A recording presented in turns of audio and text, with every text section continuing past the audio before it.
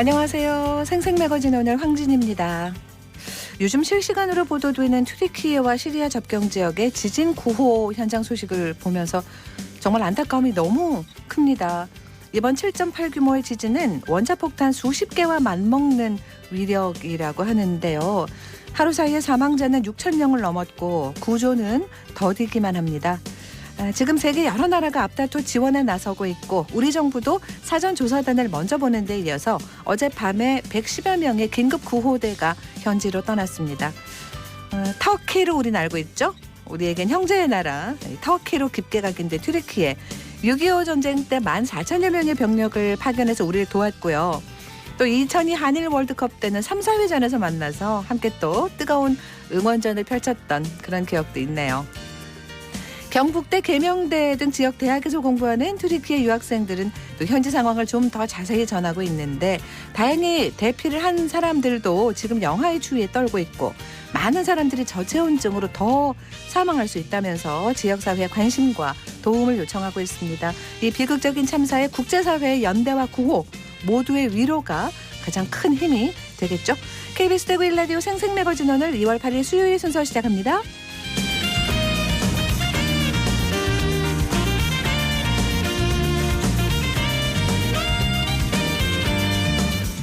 생생매거진 오늘은 대구와 경북 지역 민 모두가 함께하는 시사정보 프로그램입니다. 오늘도 청취자 여러분 곁에 한 걸음 더 가까이 다가갑니다. 안동, 포항, 울릉 연결해서 날씨와 소식 전해드립니다. 안동입니다. 한 달 가까이 이어졌던 건조주의보는 현재 일부 지역을 제외하고 대부분 해제됐습니다. 내일 밤부터는 일부 지역에서 비 소식도 있어 건조함은 점차 해소될 전망입니다. 오늘 안동 지역은 대체로 맑은 날씨 속 일교차가 크겠는데요. 낮에는 기온이 안동과 예천 10도, 의성 11도까지 오르겠습니다. 다만 미세먼지 수준은 보통, 초미세먼지는 나쁨 수준을 보이니까요. 야외 활동하실 때 유의하시길 바랍니다. 안동시가 농번기 일손이 부족한 농가의 어려움을 덜기 위해 오는 5월 1일까지 외국인 계절근로자 농가 신청을 받습니다. 외국인 계절근로자 프로그램은 농번기 고질적인 일손 부족 현상을 해결하기 위해 단기간 외국인을 합법적으로 고용할 수 있는 제도인데요. 안동시는 작년 11월 계절근로자 204명을 배정받았고 12월에는 도입 예정 국가인 라오스와 MOU를 체결했습니다. 고용 농가를 대상으로 근로기준법과 불법 체류 방지 교육을 지원하고 외국인 계절 근로자를 대상으로는 항공료와 외국인 등록비, 입출국 차량 지원과 문화 탐방을 통해 우호적인 지역 정서를 갖도록 할 계획입니다. 지금까지 안동이었습니다. 이어서 포항입니다. 건조했던 날이 조금은 풀리고 있습니다. 현재 포항과 경주에만 건조주의보 내려져 있고요. 내일 밤부터 비 소식이 있어서 건조함이 조금은 해소될 것으로 보입니다. 오늘 초미세먼지 농도 나쁨 수준 예상되는데요. 호흡기 건강에 신경 써주셔야겠습니다. 오늘도 일교차는 크겠습니다. 아침 최저기온 2도, 낮 최고기온은 12도 안팎이 예상됩니다. 최근 발생한 울진 산불이 정밀감식에서 방화로 드러나면서 충격을 주고 있습니다. 일주일 전인 지난 2월 1일 밤 10시 30분쯤 울진군 기성면의 한 야산에서 건조한 날씨 속에 산불이 발생하면서 자칫하면 대형 산불로 번질 뻔했는데요. 초동 진화로 다행히 2시간여 만에 진화가 됐습니다. 울진군은 산림청과 함께 산불 발생 원인을 조사하는 과정에서 방화범의 흔적을 발견했는데요. 발화 지점에서는 도주 시간을 확보하기 위해 시간차를 두고 불이 확산되도록 한 특정 장치가 발견됐고요. 또 불이 잘 붙도록 주변의 낙엽을 긁어 모아둔 것으로 확인이 됐습니다. 현재 국립과학수사연구원의 정밀 감식과 함께 CCTV 분석을 통해 발화 지점 인근을 오간 차량에 대한 경찰 수사가 이루어지고 있는데요. 울진군은 산불 방화가 5년 이상 15년 이하의 징역형에 처해지는 중범죄라며 범인을 끝까지 추적해 검거하겠다고 밝혔습니다. 지금까지 포항이었습니다. 이어서 울릉입니다.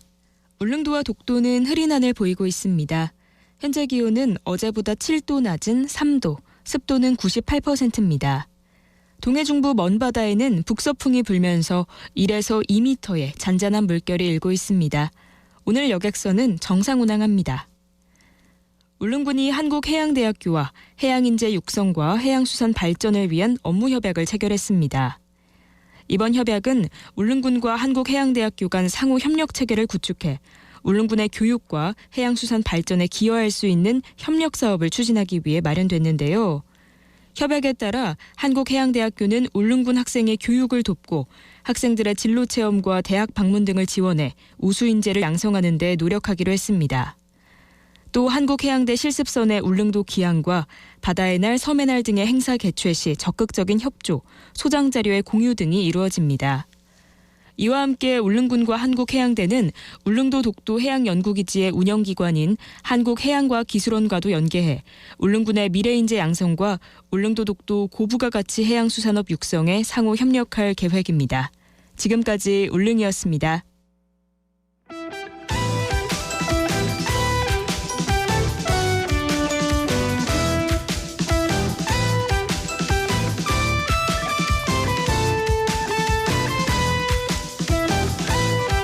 네, 오늘을 보는 키워드 뉴스 수요일에는 오마이뉴스 박정호 기자 함께합니다. 안녕하세요.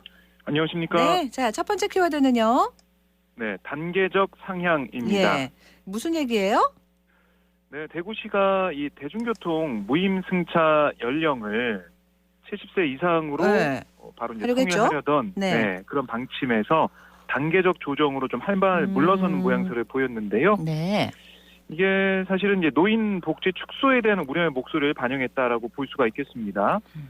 이 황순조 대구시 기획조정실장이 어제 기자에게 설명을 열어가지고 뭐라고 했냐면 기존 도시철도 수혜자의 혜택이 한순간 사라지는 문제점 이걸 해결하기 위해서 대안으로 버스와 도시철도를 구분해서 해마다 지원 연령을 달리해 버스는 74세를 시작으로 해마다 한 살씩 낮추고 도시철도는 66세를 시작으로 한 살씩 올리는 방안을 검토 중이다. 이렇게 설명을 했습니다. 네. 당초에는 6월 28일부터 70세 이상 어르신에 대해서 시내버스 무임 교통 지원을 시행하고 또 반면에 이 도시철도는 65세 이상에서 70세 이상으로 무임 승차 연령을 일치시켜서 시행하려는 그런 방침에서 달라진 그런 모습을 볼 수가 있는데요. 예. 역시 뭐 65세에서 69세 혜택이 갑자기 사라지는 그런 상황도 되잖아요. 그렇죠. 이 도시철도 무임 연령 때문에 네. 여기에 대해서는 우려가 있기 때문에 이런 의견을 받아들였다라고 얘기를 하고 있는 거고요. 네.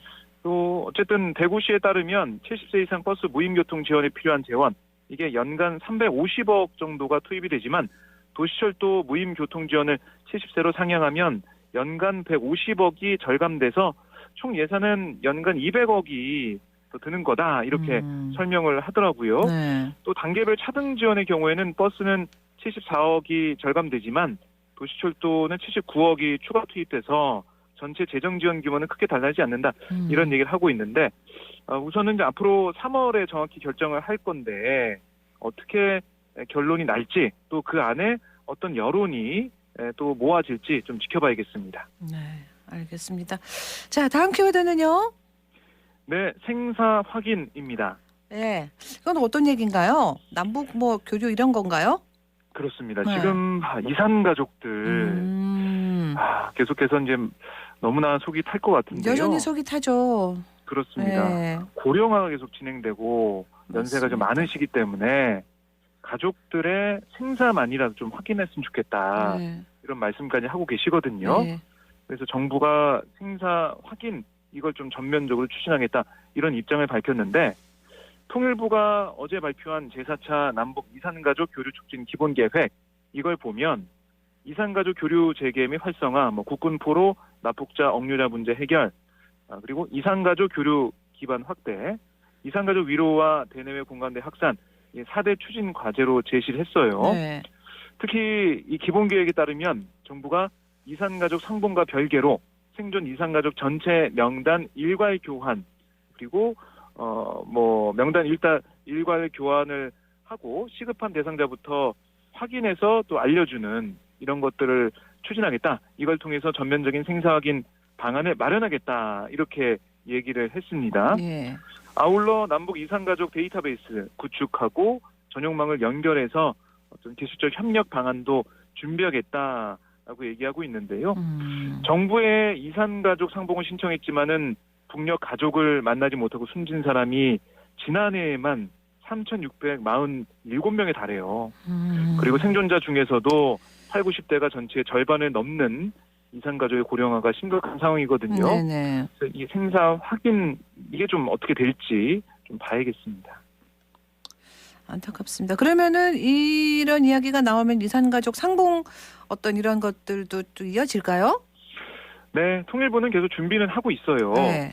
뭐 남북관계 변곡점이나 아니면 명절, 뭐 기념일 이런 주요 계기를 활용해서 이산가족 상봉을 추진하겠다라고 설명을 하고 있고요. 아직 뭐 코로나19 상황이 완전히 끝난 건 아니기 때문에 화상 상봉부터 추진하는 방안도 지금 검토를 하고 있습니다. 네. 그래서 이 다수의 또 이산가족이 원하는 고향 방문도 추진이 되고 있는 상황인데 문제는 이게 이제 북한이 호응을 해줘야 되는 거잖아요. 그렇죠. 남북 관계가 상당히 악화가 돼 있고 언제쯤 이 상황이 좋아질지 알 수가 없는 그런 모습입니다. 네. 그래서 이게 우리의 계획은 이렇게 세워져 있지만 북한을 어떻게 하면 이 이산가족 논의 상봉 논의 테이블에 불러오느냐 이게 좀 중요해 보이는데요.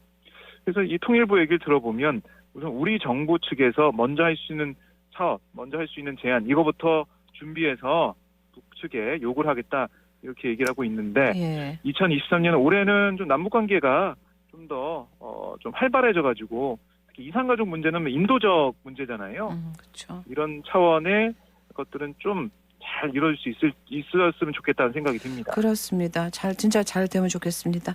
예, 다음 키워드는요? 네, 일주일 연기입니다. 네, 어떤 걸 연기한 거예요? 네, 서울시가 지금 서울광장에 설치된 이태원 참사 유가족 협의회의 분향소, 그러니까 희생자 분향소에 대해서 철거하겠다 이런 얘기를 했었거든요. 예. 그 시한이 원래는 오늘까지였습니다. 네. 그때까지 철거해라 안 그러면은 강제 철거하겠다 이런 얘기를 했었는데 그 기한을 일주일 연기를 한 거예요. 15일 오후 1시 이렇게 얘기를 하고 있는데 네. 서울시는 이 유가족들을 향해서 유가족들이 원하는 그 추모 공간 이걸 좀 제안을 해달라 이렇게 얘기를 했거든요. 예. 그런데 이제 서울시가 기존에 제안했던 곳이 지금 서울시 이제 지하철역 녹사평역 지하 4층 그 공간을 추모 공간으로 활용해라 이렇게 얘기를 했습니다. 예. 그러니까 이 수용 여부, 이 녹사평역 추모 공간 수용 여부와 유가족이 생각하는 대안 이거를 제시해달라 이렇게 얘기를 하고 있는데요. 하지만 유족 측의 입장은 좀 강경합니다. 왜냐하면 서울시가 제대로 협의도 하지 않고 이 사안을 독단적으로 발표하고 있다. 그리고 유족 측의 의견이 아예 반영이 안 된 그런 이 안을 제시하는 것 자체 이거에 대해서 강하게 비판한다라고 얘기하고 있습니다. 예. 그리고 특히 이제 녹사평 역산의 추모 공간 여기에 대해서도 세종로 그 공원 분향소 설치 요청을 거절하고 기습적으로 제안한 건데 네. 이거 받아들일 수 없다라고 거듭 강조했습니다. 그러니까 받으려면 받고 말라면 말라 이런 식의 아나무인격인 태도 이걸 협의라고 한다면 그는 소통이 불가능하다 이렇게 얘기하고 있거든요. 예. 특히 뭐 오세훈 서울시장 같은 경우는 참사 이후에 기자회견에서 눈물을 흘리면서 유가족들의 아픔을 얘기하고 공감하는 뜻을 표명했었는데 과연 행동으로 보여지는 것은 분향소 강제 철거 경고 이런 거거든요. 거기에 대한 유가족들의 비판의 목소리가 계속 이어지고 있습니다. 그렇습니다. 아이고 안타깝습니다. 네. 네. 다음 키워드는요? 네, 세슘 기준치 초과입니다. 세슘 이거 무서운 방사능 물질 아닌가요? 왜요? 맞습니다. 네. 이게 이 후쿠시마현에서 잡은 물고기에서 이 지역 수협이 정한 기준치를 넘는 세슘이 검출됐다라고 일본 교도통신에 보도가 있었습니다. 이건 이미 오래된 얘기 아닙니까? 네, 그런데 네. 이게 계속 나오고 있다는 게 하고 문제죠. 있다는 거죠. 계속. 네, 계속 네. 검출되고 있다는 게 세월이 아무리 심각한- 흘러도 그죠? 그렇습니다. 그러니까 지금 보면은 이게 2011년 후쿠시마 제1원자력 발전소 사고 이후에 1kg당 세슘 50베크렐을 상품 출하 기준치를 정했거든요. 네. 이게 이제 일본 정부 기준치인 1kg당 100베크렐보다 엄격한 그런 수치를 얘기하고 있는데 네. 이번에 이 잡은 농어를 봤더니 방사성 물질 세슘 함유량이 1kg당 85.5베크렐로 나타난 거예요. 그러니까 결국에는 세슘이 아직까지 많이 이제 포함되어 있는 상황이다. 그러니까 추가할 수 없는 그런 상황인 거죠. 아직까지. 네. 그러니까 일본 정부가 후쿠시마 원전에서 발생한 오염수를 다액종 제거 설비로 정화 처리해서 대부분의 이 방사성 물질을 제거한 다음에 이거 뭐 물을 방류하겠다 이렇게 얘기를 하고 있는데 과연 이게 처리수의 안정성 담보 등에 좀 도움이 되겠느냐, 담보를 할 수 있겠느냐 이런 지적 이게 일본 현지에서 특히 그러니까요. 이 어민들의 사이에서 계속해서 나오고 있다는 거 이거 좀 충격적이고 계속 우리가 관심을 가져야 될 부분입니다. 근데 이게 몇십 년이 가도 될지 말지 아니겠습니까? 그죠? 지금 벌써 뭐 그렇습니다. 10년 이상 지났는데도 이러니. 네. 안 그래도 이번에 일본이 또 그 오염수를 바다로 방류하겠다고 얘기를 했잖아요. 네, 맞습니다. 일본에서 자기들 어민들도 반대한다는데. 그러니까요. 지금 제가 세슘 아이고, 이 수치 얘기한 참. 것처럼 네. 어민들도 이거 받아들일 수 없다는 얘기를 하고 있는 거고 예. 2011년 3월 11일 이날이 이제 원전 사고가 일어난 지 12년이 되는데 이 올해 이제 봄이나 여름쯤에 오염수 방류를 시작한다 이런 일본 정부 계획에 맞춰서 이 현지에서는 해저 배수 터널 같은 해양 방류를 위한 공사가 지금 진행되고 있거든요. 네. 그러니까 이 결국에는 오염수 같은 경우는 인체 치명적인 세슘, 뭐 스트론튬 이런 방사능 물질이 60종 넘게 포함돼 있는 건데 네네. 이 오염수를 다액종 제거 설비로 정화한 다음에 저장 탱크에 지금 보관을 하고 있는 상황이에요. 그런데 이 정화 처리를 하면 세슘을 비롯한 방사성 물질 62종을 제거할 수는 있어요. 하지만 삼중수소라고 불리는 이 트리튬 이건 걸러지지 않습니다. 네. 그리고 미량이긴 하지만 뭐 탄소 14 등의 핵종도 이게 계속 물에 남아 있는 상황이거든요. 그 안에 정말 엄청난 나쁜 것들이 들어있다는 얘기네요. 그러니까. 그렇습니다. 네. 그래서 우리 정부도 지금 양자적으로 일본과 긴밀히 소통 협의를 지속하고 있다. 일본이 우리의 안정성 검토를 위한 정보를 적기에 투명하게 제공하는 그렇게 한 다음에 책임 있는 대응을 할 것을 요구해 오고 있는 상황이지만 거기에 일본 정부가 별로 아랑곳하지 않고 있다. 이게 지금 큰 문제고요. 앞으로 일본의 이런 오염수 방출에 대한 우리 정부, 중국 정부의 반발은 더 커질 수밖에 없는데 우리 정부가 어떻게 또 대응할지 좀 지켜봐야겠습니다. 알겠습니다. 자, 오늘 여기서 마무리할게요. 고맙습니다. 네, 고맙습니다. 네, 오늘을 보는 키워드 뉴스 수요일에는 오마이뉴스 박정호 기자와 함께했습니다.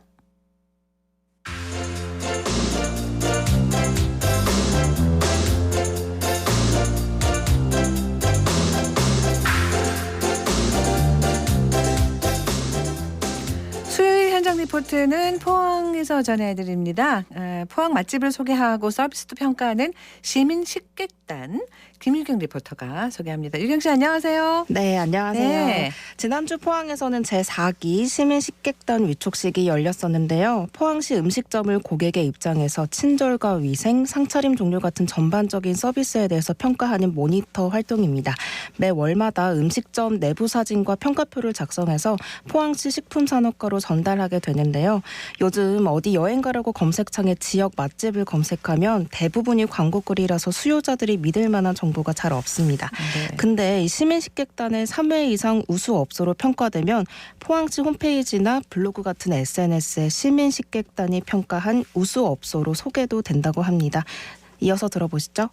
안녕하세요. 포항시민식객단 제4기로 활동하고 있는 정다원입니다. 저는 작년 제3기부터 시작했었는데요. 모집일 마지막 날에 아버지께서 보고 알려주셔서 바로 지원하게 됐습니다. 식객단 하기 직전에 영일대 해수욕장 있잖아요. 그쪽 부근에 외식업이랑 그리고 죽도시장 이런 데서 음식 관련해서 일을 좀 많이 했었어요. 그리고 그 다른 곳에서는 항상 CS 담당자를 했었기 때문에 그런 점을 다 지원 동기에 녹여서 제출했었거든요. 그런 부분이 좋게 보여졌던 것 같습니다. 그리고 블로그 계정 같은 것도 따로 보시는 걸로 알고 있습니다. 색감을 되게 신경 써서 찍는 것 같습니다. 검색했을 때 딱 띄는 썸네일을 클릭하잖아요. 그래서 썸네일에서 바로 돋보이도록 색감을 굉장히 강렬하게 보정하고 있습니다. 완전 고객 입장에서 식객단인 걸 절대 밝혀서는 안 됩니다. 악용되는 사례도 타지에서는 있었다 하더라고요. 그래서 아직 포항에서는 그런 경우가 없었는데 시민식객단이라는 신분을 밝히고 가면 안 된다고 명시돼 있더라고요. 제 스스로는 주관적인 감정을 배제하는 것이 가장 중요하다고 생각합니다. 삶은 하면서도 느끼는 건데 본인 기분에 휘둘려서 결과를 달리하지 말자라는 것을 항상 명심하고 있습니다. 또 반대로 업주분들에게 가장 중요하다고 생각하는 부분도 있는데요. 포항 음식점은 특별히 어딘가 부족하거나 비위생적이거나 하는 곳은 없는 것 같아요. 다만 경상도다 보니 대체로 억양이 다들 세세요. 현지인 분들은 그냥 일상적인 대화라서 그러려니 하는데 타지에서 내려온 분들은 한 번씩 직원분들이 주문받다가 화난 줄 알고 조금 무서워하더라고요. 그래서 표정만이라도 조금 밝은 분위기로 맞이하는 그런 작은 제스처가 반드시 필요한 것 같습니다.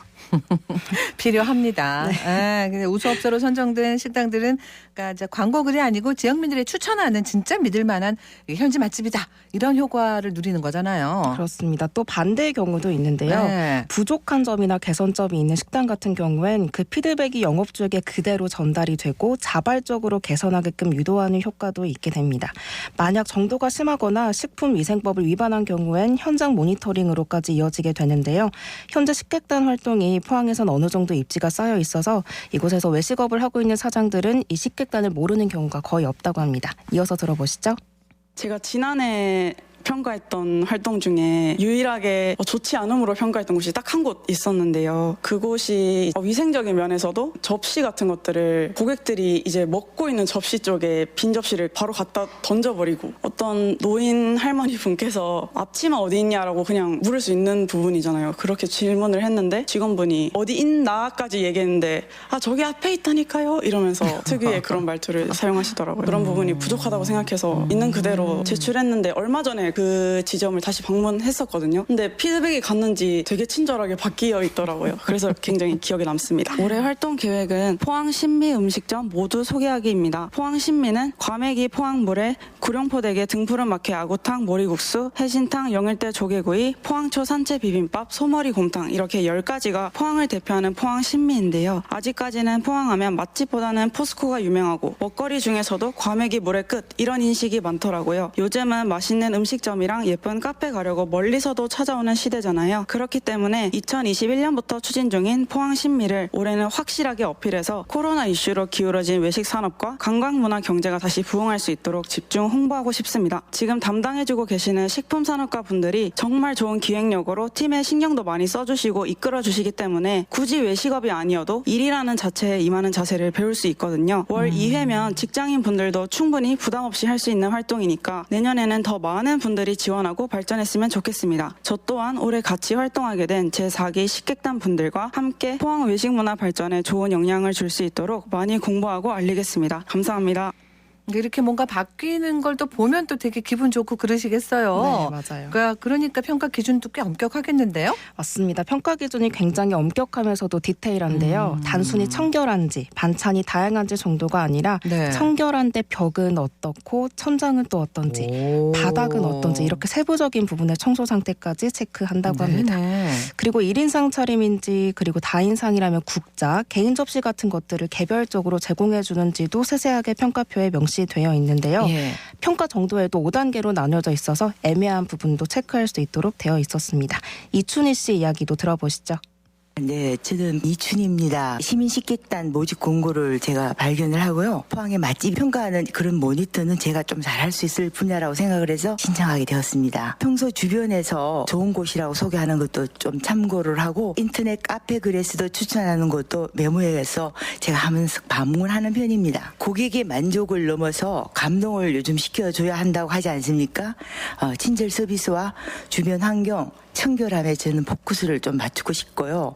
아울러 가성비도 무시 못할 부분이라서 그 역시 체크하고 주차 공간도 역시 중요한 포인트라고 생각합니다. 제가 어제 장송동에 위치한 대형 카페를 방문을 했습니다. 요즘 대형 카페가 많이 생겨나서 음료와 디저트 값이 만만찮은데 그래도 사람들이 참 많이 이용하고 있었어요. 매장이 넓으니 이용객들이 나가면 바로 즉시 정리정돈하는 게 쉽지 않는 것 같았어요. 아무래도 많은 고객을 상대를 하니 친절 서비스와 청결함에는 약간의 미흡함이 느껴지더군요. 전 네이버 블로그뿐만 아니고 각종 SNS에 일상을 자주 올리는 편인데요. 집이나 카페, 친절하고 또 감동 먹고 또 굉장히 소개를 해주고 싶은 멋진 곳을 발견할 때는 SNS 올립니다. 앞으로 외식업소의 위생 환경이라든지 음식 문화가 더 개선되어 해양 관광도시를 넘어서 음식 관광도시 다시 찾고 싶은 포항의 맛집들이 많이 생겼으면 하는 바람입니다.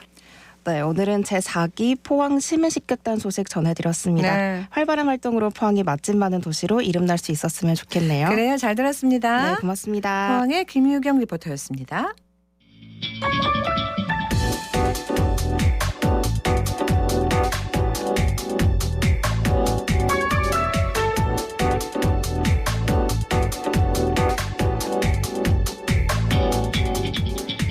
묻고 듣고 생각과 마음을 나누는 방송. 지금 여러분께서는 대구 경북을 보고 듣는 생생 매거진 오늘을 함께하고 계십니다.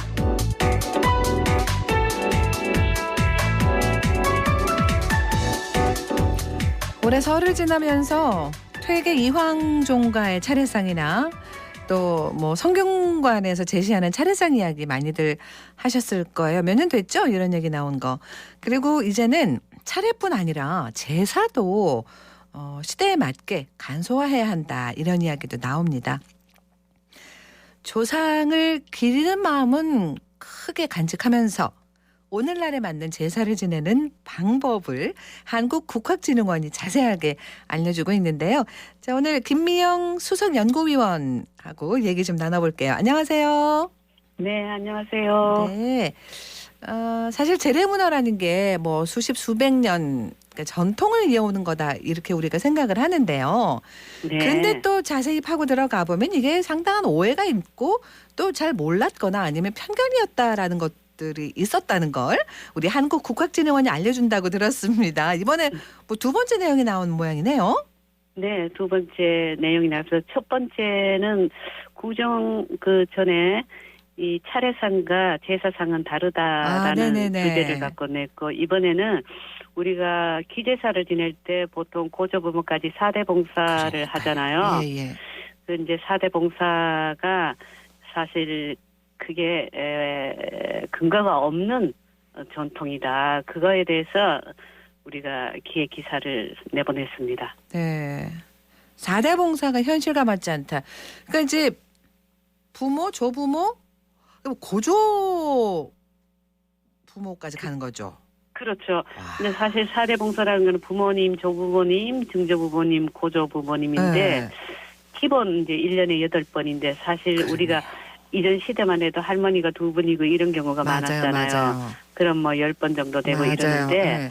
이 풍속은 사실 우리가 좋은 풍속이라고 해서 15, 16세 예전에 우리 윗대 어른들 보면 또 결혼 연령이 이르잖아요. 그걸 네. 조혼이라 그랬는데 그때는 사실은 고조부모까지 4대 그 대가족이 한 집에서 사는 맞습니다. 가능성이 네. 많았어요. 그래서 그래요. 기억은 하지 않아도 갓난 아기 때 뭐 고조부모와 함께 있었던 짤막한 시간이 있다든지 이럴 때는 연결고리가 사실은 있다는 거죠, 그죠? 네. 그렇죠. 네. 그래서 뭐 조금 타당하다고 볼 수 있는데 지금은 사실은 증조부모 얼굴도 대면하기가 힘들어요. 지금 만원이잖아요. 네.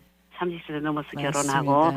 그래서 만약에 4대 봉사에 어떤 변화를 주는 고민을 하고 있다면 이제 그 기준점을 기억을 하고 있는 또 얼굴을 뵌 적이 있는 대면 조상으로 한정하는 게 좀 합리적이지 않을까라는 그런 말씀을 드립니다. 네. 그건 우리가 지금 이렇게 집집마다 지내고 있는 차례나 제사가 예. 조선시대나 이때부터 전해져 온 거 아니에요? 네. 이 법으로 정해져 있는 그 당시에는 우리가 네. 예전에 가정 의례 준칙처럼 있었죠. 경국대전이라는 성종 때 편찬된 그 법전에 제도적으로 된 것도 있고요. 네네네. 또 하나는 이게 예법이기 때문에 중국에서 들어온 주자가래라는 지침서가 있습니다. 네. 그 두 개가 일치하는 경우에는 큰 혼란이 없었는데 예. 4대 봉사는 우리 법전에는 3대 봉사까지만 제시를 해두고 있고 4대는 없었어요. 우리 법에는. 네네. 그러나 이제 주자가래라는 그 예서에는 중국 4대 거요? 봉사가 명시되어 예. 아. 그래서 이 주작을 신봉하는 신진 유학자들을 중심으로 네. 이게 급속도로 제도를 넘어서 민간에 정착하게 되었다는 그런 기사를 제가 내용으로 구성했죠. 우리 게 아니란 얘기네요. 그러니까 그죠? 중국 거를 좀 더 중시 여겼다? 뭐 중국 어차피 조상제사 자체가 중국에서 들어온 거니까 그렇게 딱 잘라서 말씀드릴 수는 없지만 네네. 여튼 그런 역사적 배경이 영향을 좀 그렇게 받았다. 된다는. 아, 네, 그렇군요. 네. 근데 이제 예를 들면은 이게 그러니까 저기 일반 그 시민들 당시에 그러니까 뭐 조선만 해도 이렇게 신분제가 있었을 테니까 그렇죠. 뭐 그리고 나눠서 뭐 더 많이 지내고 좀 덜 지내고 이런 것도 있었을 거 아니에요. 그렇죠. 그게 문제죠. 사실 이 제례 자체가 일반 서민들은 부모 제사만 지내도록 되어 있어요. 경국대전에도 그렇고. 그러나 이게 우리가 이제 1800년대, 1900년대 오면 조선 말기 무렵이 되면 전 백성의 양반화가 이루어집니다. 그야말로 양반이 아닌 집이 없죠. 지금 그래도 전부 조상들이 다 양반이에요. 그죠? 그런데 양반이라는 그런 자격 부여를 이 제례를 또 혼례를 네. 어떻게 유교식으로 예법에 맞게 하는가가 지침이 되었어요. 양반 라이센스 물론 족보에 올리는 것도 있지만은 네네. 소위 양반 따라하기, 양반 흉내 내기가 조선 말기에 대유행을 했습니다. 근데 거기서 4대 봉사를 양반 집에서 지내더라. 라는 그 우리도 그걸로 지내야 돼 이렇게. 벤치마킹 하는 거죠. 그러니까 우리도 예뻐. 그래서 우리가 이제 경향으로 보면은 오히려 지금도 그렇고 네. 종가 중에서도 명문가 종가는 이런데 타이트하지 않아요. 아주 세계 종가라든지 보면은 네. 유동적입니다. 변화를 주고 추석 차례 없애고 해외여행 간다든지. 오히려 그렇게 하는데. 그렇죠. 그러나 이제 자기 정체성이 뚜렷하니까. 그러나 그렇지 않은 집일수록 얼굴 뜨끔한 분들 많으시겠네. 그렇죠. 그러니까 이런 형식에 있어서 오히려 더 엄격해진다는 거죠. 그런 원리입니다. 그렇군요. 네, 이 형식을 타파하자라는 걸 그렇죠. 강조하시는 거죠. 네. 그러니까 이제 아까 말씀하셨습니다만 4대 종사인데 8분인데 또 이렇게 한 10분 될 수도 있고 뭐 12번이다 이런 얘기도 사실 들었단 말이에요. 뭐 며느리들이 종부님들이 내가 1년에 예를 들어 한 달에 한 번씩 제사 지냈다. 그러니까 기제사에다가 뭐 명절제사까지 뭐 15번이다 막 이렇게 얘기하시잖아요. 그렇죠. 그거는 이제 할머니들이 할아버지는 어느 집이나 혼자잖아요. 둘이면 큰일 나죠. 할머니들은 3분일 수도 있어요. 그죠? 상처를 많이 하셔서. 그것 때문에 그렇군요. 그게 늘어나고 그다음에 또 그분들은 묘사라든지 설 차례, 추석 차례를 다 그걸로 포함을 시키면 카운트하면 뭐 15번 될 수도 있고 많은 집은 17번 될 수도 있죠. 네. 그렇군요. 그래서 이번에 한국국학진흥원이 차례, 명절에 지내는 건 차례잖아요. 그죠? 네. 그리고 기제사는 돌아가신 날 지내는 거잖아요. 그렇죠. 맞죠? 예. 네. 그러니까 아까 오히려 그 퇴계 이황이나 이런 예. 진짜로 대대로 그렇게 명문가 집안은 아주 자유롭다. 그렇죠. 그런 사진도 막 보여주고 그러셨단 말이에요. 예. 주변에서 어떤 얘기들을 혹시 들으셨어요? 거의 대부분이 일단은 첫째는 제가 이 기사를 내고 나서 어떤 대한민국의 며느리들을 구제해줬다라는 그런 칭찬. 네. 그리고 우리도 그걸 말을 못해서 있었는데 제가 그 기사를 내므로써 가려운 것을 긁어줘서 이참에 이 신문 기사를 해서 변화를 시도하겠다라는 거 네. 설득을 하겠다 친족들을 네. 또 부모님들을 네. 혹시 뭐 걱정하는 이렇게. 목소리를 들으시지는 않았어요? 너무 이러면 안 된다. 뭐 네. 100으로 돌면 1, 2% 그랬구나. 그래도 전통을 지켜야지라는 네. 그런 네. 아주 소수입니다. 그러나. 그 역시 다들 생각은 비슷했네요. 그죠? 이거 그렇죠. 아닌데라는 생각은 그죠? 그렇죠. 네. 그리고 정말 궁금한 거 이것도 아니라고 하던데 그 제사상 예. 이렇게 차려라. 이거 있잖아요. 예. 뭐가 어디가 어디로 가고 막 이런 거나 아니면 어디 놓고 뭐 이런 거요. 예. 네. 이런 것도 그 옛날부터 그대로 정해진 거였습니까? 그게 이제 애매합니다. 아까 말씀드린 우리 조상제례 지침서 주작 아래에는 제사상이 그림이 있어요. 그려져 있는데 이제 거기에는 일단은 우리가 지금 잘못하고 있는 게 제물의 종류가 간장 종지까지 합쳐서 21종입니다. 그런데 우리 국학진흥원에서 조사를 해보니까 기본 30가지에서 35가지예요. 일반 가정집이. 그래서 제물의 숫자가 거의 기하급수적으로 증가했고 아마 물자가 풍부하니까 이것저것 올리게 되겠죠. 그리고 또 하나는 과일 같은 경우에 우리가 홍동백서라든지 조율 이시라든지 이런 데 매몰되어 있잖아요, 형식에. 네. 그런데 아이러니하게도 주자가래에는 사과를 올려라, 배를 올려라, 그야말로 감나라, 대추나라가 없이 과로만 되어 있어요, 한자로. 과실. 과. 그러니까 거기에 그리고 주석이 있습니다. 각 네. 주가 달려서 네. 과일의 종류는 그 계절 과일이면 족하다. 충분하다. 한 종류도 정한 게 아니네요, 그러니까. 그렇죠. 그리고 고등어를 쓰면 안 된다, 뭘 쓰면 안 된다. 그냥 없어요? 거기 어자, 네. 어라고만 되어 있어요. 그래요? 그러니까 그게 맞는 게 왜냐하면 지금 경상도에서는 포항에 가면 고래고기를 써요. 네, 맞습니다. 그다음에 우리가 여기 안동에는 상어를 써요. 그 대구도 쓰잖아요, 거기도 그죠? 네네네. 경기도 사람들이 사람 잡아먹는 조스를 왜 올리냐고. 조스를 왜 올리냐고. 조스를 상에 상어고기 올립니다. 예, 맞습니다. 그렇죠. 예. 왜냐하면은 어라고 되어 있기 때문에 결국 그 해답은 그럼 왜 이렇게 지역차가 나나? 저기는 홍어 올리잖아요. 맞습니다. 저는 그렇게 생각합니다. 거의 100% 지역에서 나는 산물이니까. 네.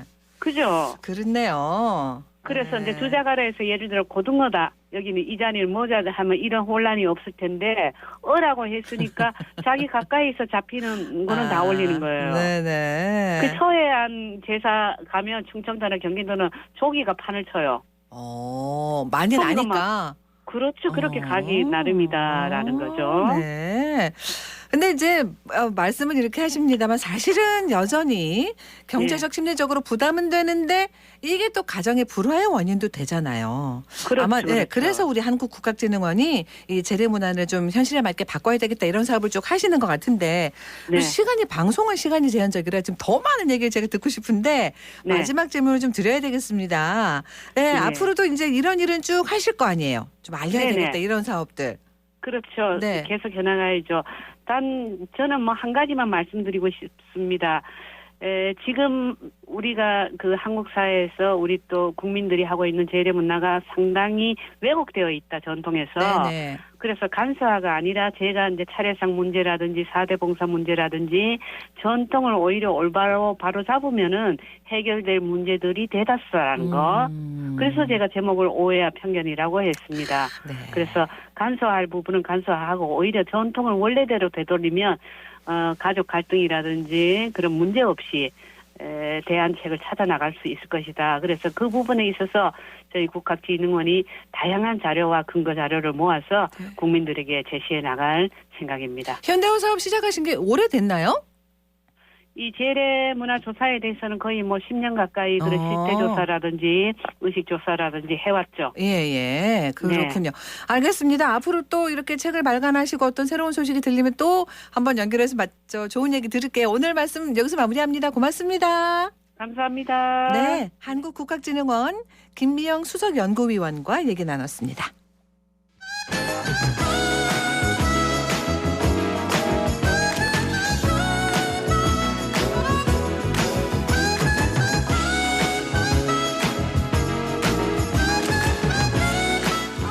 네, 더 나은 대구를 위해 고민하고 행동하는 시민들을 만나는 시간 답은 공익과 공동체 답공공.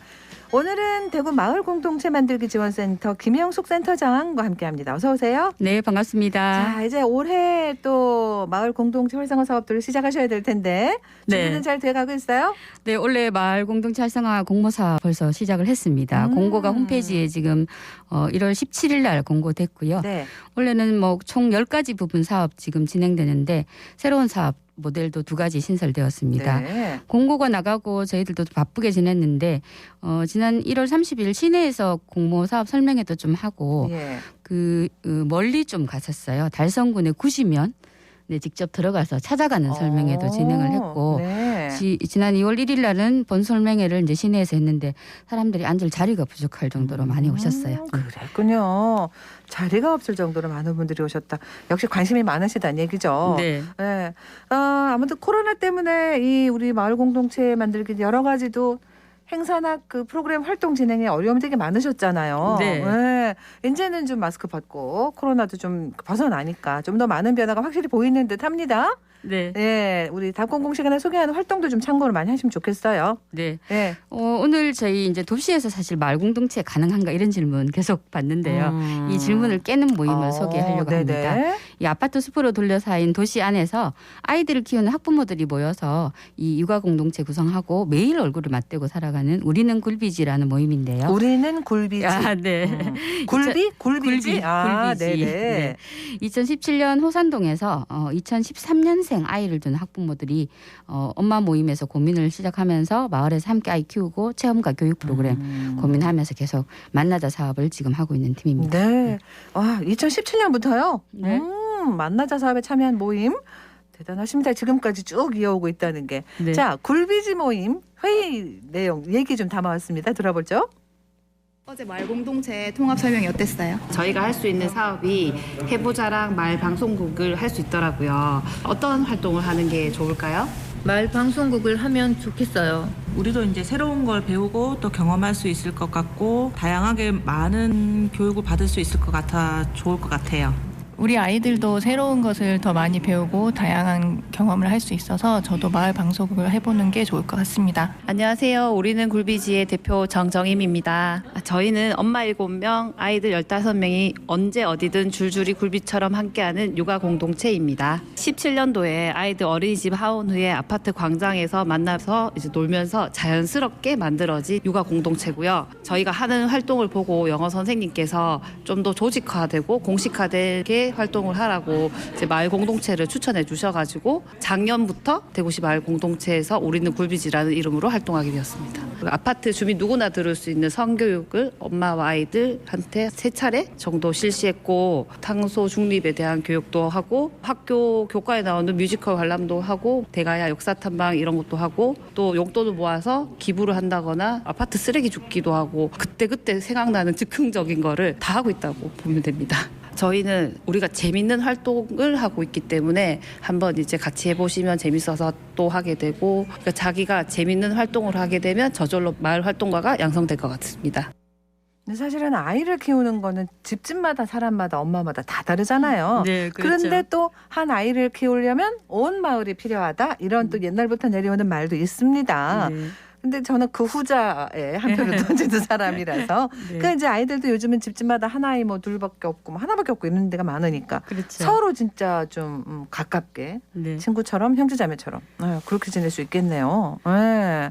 올해 해보자는 각오도 더 남다르겠습니다. 네, 이 구성원들이 지금 단합력이 굉장하고요. 저희 매일 보여요. 이렇게 얘기하는데 이 첫 만나자 사업 그 심사에 참여할 때도 대표 혼자 오시는 게 아니라 진짜 굴비지 이름처럼 굴비 엮이듯이 네, 그렇게 네. 엮일 때 이런 말이죠. 그러니까 네, 우리는 굴비지란 뜻이. 그래서 여러분들이 심사에도 참여하시고 또 선정되고 나서 교육에도 굉장히 많이 참여하셔서 회원들과 이 일감을 잘 나누면서 활동을 하시는 것 같아요. 그래서 이 협동하고 같이 역할을 나누는 게 공동체 활동에서 잘 드러나는 팀이고 뭐 서로 이렇다 보니까 서로 소통력도 강화되고 또 구성원들 결속력도 지금 계속 강화되고 그래서 이 모임이 이제 아파트 모임 하고 모임에서 출발을 했지만 체계적으로 좀 운영하고 싶다는 포부도 가지고 있습니다. 네. 자, 그동안 뭐 모임에서 여러 프로그램들 많이 해보셨을 텐데 네. 특별히 중요하게 생각했던 점은 뭐예요?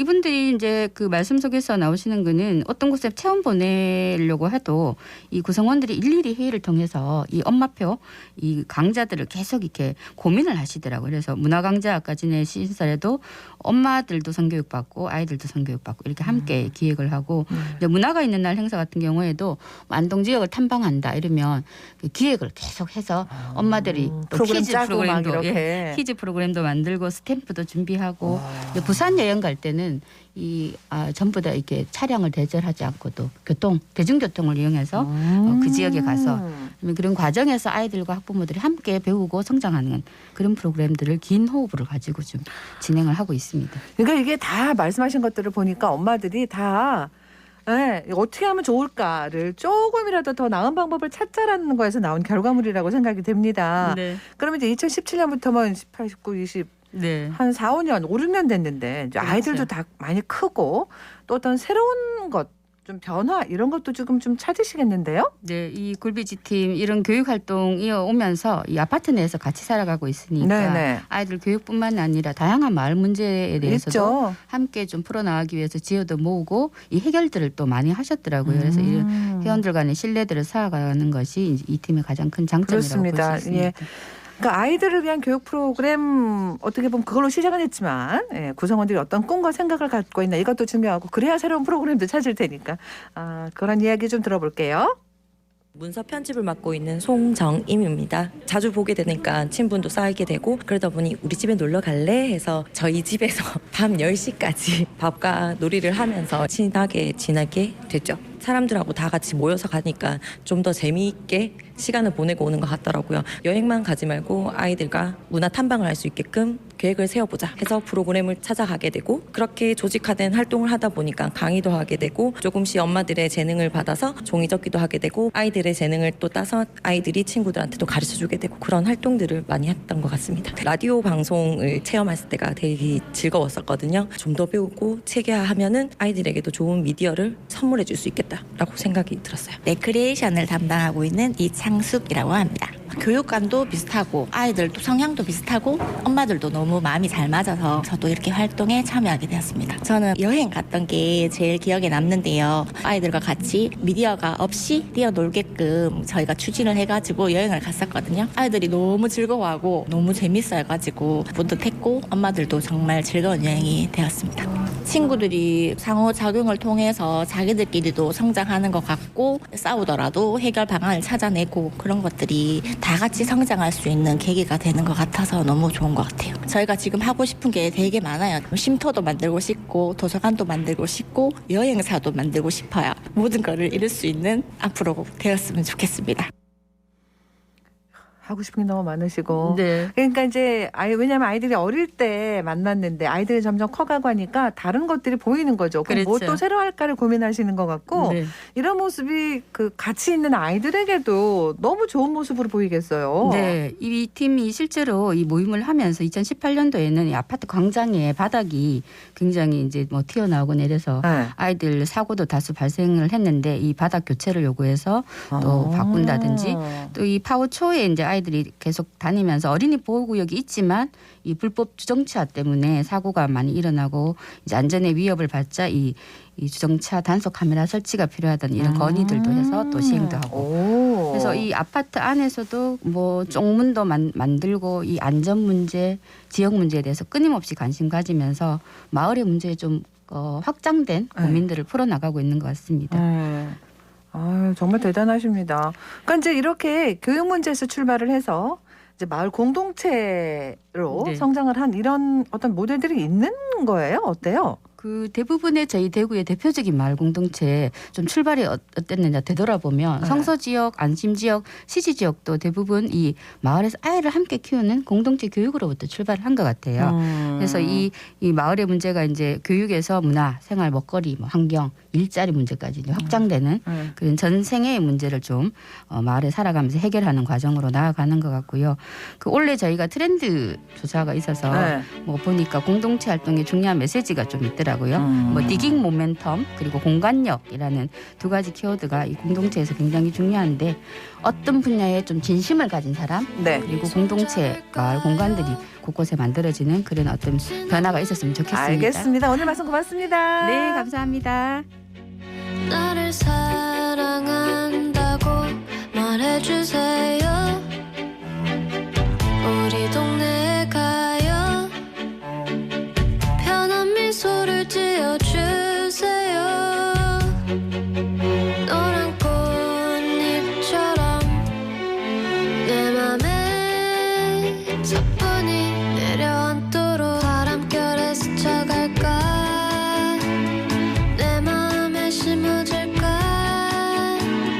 무심코 내딛는 걸음에 아파하며 돌아설까. 구겨진 잎사귀라도 예쁜 책에 꽂아놓고 너에게 주고만 싶어요. 사랑을 말하고 싶어. 사랑해요 그대.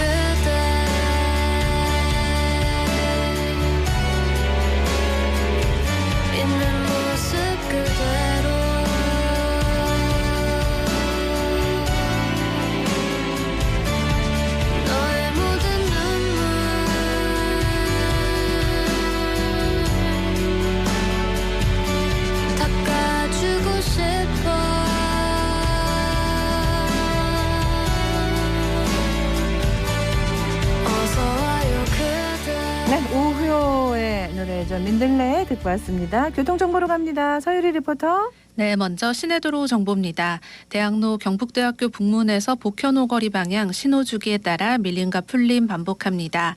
망우당 내거리 교차로는 신호기 고장으로 경찰관이 수신호 중이고요. 달구벌대로 봉산 6거리에서 반월당 내거리 방향 소통 원활합니다. 동부로 신천 내거리에서 동대구역 내거리 방향도 막힘없이 지나고요. 구마로 남대구 나들목에서 볼리 내거리 방향 시원하게 통과합니다. 계속해서 고속도로 상황입니다. 경부고속도로 서울 방향 경산 나들목에서 북대구 나들목까지 정체 없이 지납니다. 중앙고속도로 부산 방향은 군위분기점 부근 140km 지점부터 가산 134km 지점 2차로에서 터널 소화기 점검 작업 중이었는데요. 30분 전부터 작업 중단한 상태입니다. 참고해서 지나시기 바랍니다. 지금까지 이 시각 교통정보 전해드렸습니다. 대구 서구의회가 아파트 옥상문 자동 개폐 장치 설치 비용을 지원하는 조례 개정을 추진하고 있습니다. 화재 때 옥상으로 대피를 해야 하는데 문이 잠겨 있어서 피해가 커지는 경우가 많잖아요. 자동문을 설치해서 피해를 줄이고 안전을 강화하자라는 사업입니다. 상임위원회를 통과한 이 조례안은 13일 본회의 처리를 앞두고 있고 지역의 이 여러 구군에 아주 좋은 참고가 되지 않을까 그런 생각을 합니다. 2월 8일 수요일 생생매거진 오늘 여기까지입니다. 함께해 주신 여러분 고맙습니다.